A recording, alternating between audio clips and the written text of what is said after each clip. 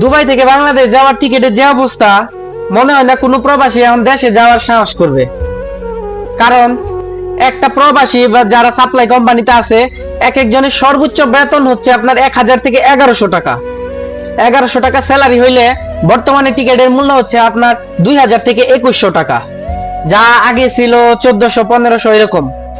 2000 টাকার উপরে, তার মানে বুঝতে পারছেন একটা প্রবাসীর 2 মাসের স্যালারি।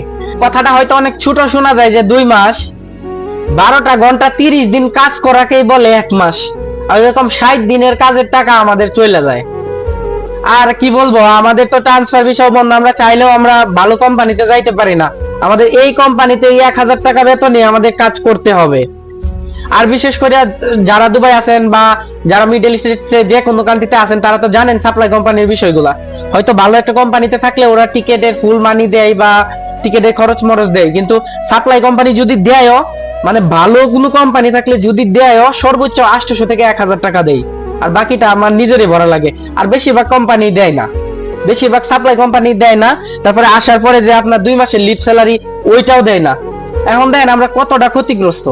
আমাদের ভিডিওগুলা কি আপনাদের চোখে পড়ে না? আমাদের ট্রান্সফার ভিসা, তারপরে এই যে টিকেটের যে অবস্থা, সৌদিতে টিকেটের বাড়া ছিল, সবাই প্রতিবাদ করছে, ওইটা মোটামুটি এখন অনেকটা না, প্রায় 75% নেমে গেছে।